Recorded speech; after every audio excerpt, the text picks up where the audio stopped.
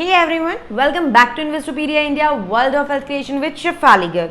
Large cap fund, mid cap fund, small cap fund, multi cap fund, ELSS, children fund, क्या है ये सब और इन सब कैटेगरीज में कौन से हैं बेस्ट पिक्स, कौन सा है आपके लिए बेस्ट सूटेबल, इन सारे क्वेश्चंस के आंसर कवर करूंगी मैं आज के अपने वीडियो में। जैसा कि मैंने आपको अपने पिछले वीडियो में बताया था कि मैंने अपने सब्सक्राइबर्स की रिक्वेस्ट पे कौन से म्यूचुअल फंड में उन्हें इन्वेस्ट करना चाहिए, इसके लिए एक सीरीज लॉन्च की है। पार्ट 1 में ऊपर आई बटन में आ रहा है, जिसमें मैंने इंडेक्स फंड के बारे में बात की थी। अगर आपने मिस कर दिया तो आप प्लीज उसे जाके देख लीजिए। आज के हमारे वीडियो में हम कवर करने वाले हैं ये सारे एक्टिव फंड्स। तो let's start with the topic. लेकिन उसके पहले अगर आपने चैनल मेरा सब्सक्राइब नहीं किया है तो नीचे subscribe and bell button press करके प्लीज इसे सब्सक्राइब कीजिए। इसके अलावा मैं आपको याद दिला दूं कि इस वीक में मैं आने वाली हूं एक वीडियो के साथ जिसमें एक स्क्रिप्ट होगी जो देगी आपको multifold returns and small investment tenure as well as long investment tenure. So please stay tuned to my channel and be subscribe ताकि आपको नोटिफिकेशन आ जाए जैसे ही वो वीडियो अपलोड हो। So now let's start with the topic. सबसे पहले हम start करते हैं कौन से 6 फंड्स के बारे में मैं आज बात करने वाली हूँ। We would be covering large cap fund, mid cap fund, small cap fund, multi cap fund, ELSS and इसके अलावा एक सरप्राइज एलिमेंट है जो आपके बच्चों की फ्यूचर प्लानिंग के लिए होगा बहुत इंपॉर्टेंट, जो हम कवर करेंगे वीडियो के एंड में। नाउ सबसे पहले लार्ज कैप फंड। क्या होते हैं लार्ज कैप फंड? वो म्यूचुअल फंड जो इन्वेस्ट करते हैं लार्ज कैप कंपनीज में, जो मार्केट कैपिटलाइजेशन में सबसे बड़ी, सबसे टॉप कंपनीज है, उनमें जो फंड इन्वेस्ट करते हैं। इन शॉर्ट हम कह सकते हैं मोस्टली जो लार्ज कैप फंड्स कंपनीज होती है, ब्लू चिप कंपनीज होती है, उनमें ये फंड्स इन्वेस्ट करते हैं। इनमें ग्रोथ बहुत फास्ट होती है। नाउ लेट्स सी कौन से 2 लार्ज कैप फंड्स हैं जो आज की तारीख में 2020 में बेस्ट है इन्वेस्टमेंट के लिए। The first is axis blue chip fund. अगर आपकी स्क्रीन पे आ गया होगा इसकी रिटर्न्स 1 मंथ से लेके 5 इयर्स तक की। अगर आप 2 इयर्स के बाद की रिटर्न देखोगे, 3 इयर्स, 5 इयर्स, तो वो पॉजिटिव में है। Positive 5.7% and positive 6.6%, despite the fact कि अभी मार्केट इतना करेक्ट हो गया है। अगर हम बात करें इसके AMU की, एसेट साइज की, तो वो है 12,716 करोड़। AMU एसेट साइज होता है कि कितना पैसा उस म्यूचुअल फंड हाउसेस के पास इन्वेस्टर्स का कलेक्ट हो चुका है। अगर हम बात करें इसके फंड मैनेजर की तो वो है श्रेयास देवालकर। एंट्री लोड इसमें एप्लीकेबल नहीं है। Exit load is 0.01%। Dividend charges इस पे हैं 1% of sale value if the fund is sold before 365 days और 1 year. Second recommendation in large cap funds is Canara Robeco Blue Chip Equity Funds. इसमें the current NAV is 20.870, 52-week high was 26.37, 52-week low is 17.48. आपके पास again screen पे returns आ गए हैं। 1 month return इसके positive है, 3 year 5 years again positive है, positive 3.6% and 6.4%। तो इसके अगर हम बात करें फंड मैनेजर की तो वो है संजय बिम्बालकर। एसेट साइज इसका है 418 करोड़। तो एक्सिस ब्लू चिप के कंपैरेटिवली इसका एसेट साइज बहुत कम है। कई बार ऐसा होता है कि जो कम AMU की, कम एसेट साइज की कंपनीज होती है वो ज़्यादा अच्छे रिटर्न्स दे देती है, क्योंकि जितना ज़्यादा एसेट साइज बढ़ता जाता है, जितना ज़्यादा AMU हो जाता है, फंड मैनेजर के लिए डिफिकल्ट हो जाता है उस फंड को मैनेज करना, उसे इन्वेस्ट करना और जस्टिफाइड रिटर्न्स अपने इन्वेस्टर्स को देना। एंट्री लोड इसमें है again not applicable. Exit load is again 0.01%। इसमें भी dividend charges of 1% of sale value if the fund is sold before 365 days. अब आ जाते हैं हम सेकेंड कैटेगरी में जो है mid cap funds. Mid cap funds वो फंड्स हैं जो इन्वेस्ट करते हैं मिड कैप कंपनीज में, जिनका मार्केट कैपिटलाइजेशन लाई करता है ₹500 करोड़ से ₹10,000 करोड़। तो इसमें of course mid cap companies में ये होता है कि या तो कंपनी एकदम से बहुत अच्छा ग्रोथ कर जाती है, कई बार कंपनीज बहुत ज़्यादा गिर जाती है, स्पेशली बुल मार्केट में मिड कैप कंपनीज और स्मॉल कैप कंपनीज बहुत ज़्यादा ग्रोथ, ट्रेमेंडस ग्रोथ शो करती है, मल्टी बैगर्स में कन्वर्ट होने के चांसेस ज़्यादा होते हैं, लेकिन बेयर मार्केट में उतने ही रिस्की होते हैं ये mid cap companies, mid cap funds and small cap companies, small cap funds. Still हम बात करते हैं कि अगर आप मिड कैप कंपनीज में एक्सपोजर करना ही चाहते हैं, मिड कैप फंड्स में एक्सपोजर करना ही चाहते हैं, तो कौन से ऐसे फंड्स हैं जो रेकमेंडेड है? First one is Kotak emerging equity fund. हम बात करते हैं डिटेल्स की। Current NAV is 21.211, 52 week high was 29.25, 52 week low was 18.73, 1 month की रिटर्न इसकी अगेन पॉजिटिव है 3.7%। अब आप देखिए इसमें 5 इयर्स की रिटर्न इज पॉजिटिव, उसके अलावा सारी रिटर्न्स नेगेटिव है, 3 इयर्स की रिटर्न भी नेगेटिव है। अगर बात करें इनके फंड मैनेजर की तो वो है पंकज टिब्रवाल। एसेट साइज इसका है 5,911 crore. Entry load is not applicable, exit load is again 0.01% and dividend charges of 1% of sell value is applicable if the fund is sold before 1 year completion. The second fund in this category mid cap is DSP mid cap fund. The NAV of DSP mid cap fund is 35.744, 52 week high was 50.78, 52 week low is 31.02, 1 month की return again positive है plus 5.2%। इसके अलावा 3 years की इसमें भी negative है, 5 years की इस पॉजिटिव 7.6%। फंड मैनेजर की अगर हम बात करें तो है रेशम जैन। एसेट साइज इसका है 6,487 crore. Entry load is not applicable, exit load again 0.01%, dividend charges of 1% is applicable if the fund is sold before a year. On the third category small cap fund. Small cap funds में जो fund है उसका exposure होता है small cap companies को जिनका market capitalisation बहुत कम है, बिलो ₹500 करोड़ है। तो अगेन ये जितना ज़्यादा हम नीचे जा रहे हैं रिस्क हमारी बढ़ती जा रही है। स्मॉल कैप कंपनीज में रिस्क इज़ हाईएस्ट एंड इसमें ऑफकोर्स आपका ये होने के चांसेस बहुत ज़्यादा है कि कोई कंपनी जिसका स्टॉक प्राइस सपोज 40 रुपीज़ में ट्रेड हो रहा था एंड देन वो 400 में कन्वर्ट हो गया, तो मल्टीफोल्ड रिटर्न्स मिलने के भी चांसेस है, बट इसके भी चांसेस है कि 40 रुपीज़ का स्टॉक हो गया 4 रुपीज़ या डीलिस्ट हो गया। तो ये फंड भी again as compare to direct investment in stock market of course funds में हमारी रिस्क बैलेंस आउट हो जाती है क्योंकि बहुत सारी स्क्रिप्ट का एक्सपोजर होता है। तो हो सकता है अगर एक स्क्रिप्ट डीलिस्ट भी हो गई या बहुत नीचे भी चली गई तो बाकी उसे बैलेंस आउट कर दे या थोड़ा कम लॉस हो, बट अगेन रिस्क तो है। स्टिल बात करते हैं कि कौन से रिकमेंडेड 2 फंड्स हैं जो लाई करेंगे स्मॉल कैप की कैटेगरी में। First one in this category is SBI small cap fund. SBI small cap fund current NAV is 25.476, 52 week high was 34.03, 52 week low is 22.49, 1 month is positive 0.9% return, 3 years is negligible 0.01% but in positive, 5 years is positive 7.6%।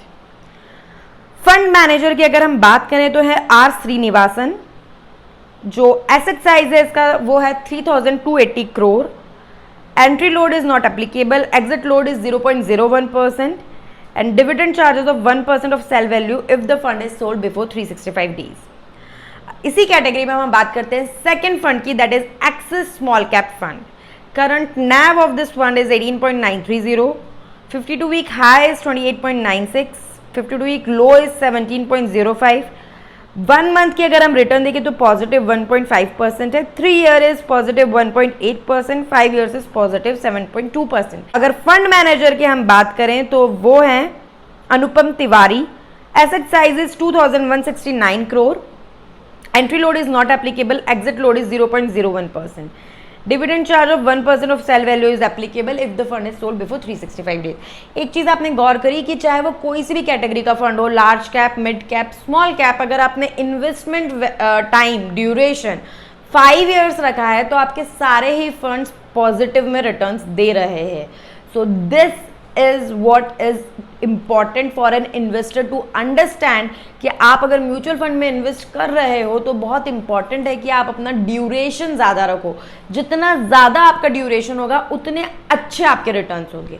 Coming on the fourth category, multi cap funds. Multi cap funds में fund manager is free to invest in any kind of company जिसका market capitalization किसी भी category में हो, चाहे वो large cap हो, चाहे वो मिड कैप हो, चाहे वो स्मॉल कैप हो, वो सब इंक्लूड की जा सकती है मल्टी कैप कंपनीज में। इसलिए इसके रिटर्न्स अच्छे होते हैं एंड रिस्क बैलेंस्ड आउट होती है। बात करते हैं top multi cap funds which should be picked. The first one in this category is Sundaram Large and Mid Cap Fund. Current NAV of this fund is 14.321.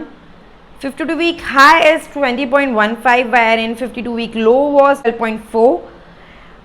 1 month returns are positive 0.7%. 5-year returns are positive 0.5%. Rest all are negative. Fund manager की अगर हम बात करें तो है S Krishna Kumar. Asset size is 1012 crore. Entry load is again not applicable. Exit load is 0.01%. Dividend charge of 1% of sell value if fund is sold before 365 days. Second fund in this category is Kotak Standard Multi-Cap Fund. Current NAV of this fund is 19.853. 52-week high is 26.76, wherein 52-week low is 16.51. 1 month return is 3% in positive. 3 years positive 1.2%, 5 years positive 7.5%। Fund manager की हम बात करें वो है Harsha Upadhyay. Asset size is 26,049 crore. Entry load is not applicable. Exit load is 0.01. Dividend charges of 1% of sale value if the fund is sold before 365 days. इसके बाद आते हैं हम ELSS। ELSS क्या है, क्या उसका इम्पॉर्टेंस है, ये आपको बहुत अच्छे से पता होगा। ऊपर आई बटन में मेरा वीडियो आ रहा है टैक्स सेविंग का, जिसमें मैंने उसे डिटेल में समझाया था। ELSS में जब आप इन्वेस्ट करते हो, ELSS is the best option for tax saving investment under category section 80C। तो ELSS में जब आप इन्वेस्ट करते हो म्यूचुअल फंड में, उसमें लॉक इन होता है 3 years का। 3 years के पहले आप उसमें पैसा नहीं निकाल सकते। करंट में इसमें इन्वेस्ट करना चाहते हैं तो कौन से 2 टॉप पिक्स है वो अब हम डिस्कस करेंगे। The first one in this category is axis long term equity ELSS fund. Axis long term equity ELSS fund की जो करंट NAV है that is 31.151। 52-week high is 42.57. 52-week low is 27.07. 1 month returns are positive 1%. wherein 3 years return are also positive 3.9% and 5 years are positive 6.5%. तो anyway इसमें 3 years के पहले तो लोग withdraw कर ही नहीं सकते थे, तो जो ये बीच के 3 month 6 month 1 year 2 year negative returns है उसमें anyway कस्टमर विड्रॉ नहीं कर सकता था। फंड मैनेजर की हम बात करें तो है Jinesh Gopani. Asset size is 19,632 crore. Entry load is not applicable. Exit load is also not applicable. अब ELSS की ही कैटेगरी में हम बात करते हैं दूसरे फंड की, that is Mirae asset tax saver fund which is a very new fund. NAV is 13.072. 52-week high NAV is 17.79 and 52-week low NAV is 10.78. NAV इसकी कम होने का रीज़न ये भी है कि ये फंड बहुत नया है। 1 month रिटर्न्स इसके हैं +2% और 3 years रिटर्न इसके हैं +1.4%। 5 years अभी इसमें ब्लैंक दिखा रहा है क्योंकि 5 साल इसे हुए नहीं है, अभी स्टार्ट हुए। फंड मैनेजर इसके हैं Nilesh Surana. Asset size is 3,184 crore. Entry load is not applicable. Exit load is not applicable, क्योंकि मैंने आपको बताया कि 3 साल के पहले आप ELSS में से पैसे निकाल नहीं सकते। यही रीज़न है कि दोनों ही ELSS फंड में जो एग्जिट लोड है वो नॉट एप्लीकेबल आया। अब जो था इस वीडियो का सरप्राइज एलिमेंट, बच्चों के लिए अगर आप फंड क्रिएट करना चाहते हैं तो क्या आपकी फंड पिक करते वक्त स्ट्रेटेजी होनी चाहिए, कैसे आपको इन्वेस्ट करना चाहिए, तो ये मैं आपको बताना चाहूँगी कि बच्चों के लिए डेडिकेटेडली फंड्स लॉन्च किए गए हैं, जिसमें से कुछ फंड्स हैं जो बहुत अच्छा परफॉर्म कर रहे हैं एंड उनमें लॉक इन भी है। जो एक फंड में आपको बताऊंगी उसमें लॉक इन है, तो ये जो लॉक इन रहता है 5 साल का, वो एक तरीके से अच्छा है क्योंकि आप एनीवे बच्चे के लॉन्ग टर्म के लिए उसे इन्वेस्ट कर रहे हो, तो अच्छा है कि आप अपनी इमरजेंसी में उसे नहीं निकाल रहे हो। नाउ लेट्स सी कि कौन से हैं ये 2 funds. The first one is HDFC children gift fund. Current NAV of this fund is 109.52. 52-week high was 135.26, 52-week low was 96.23.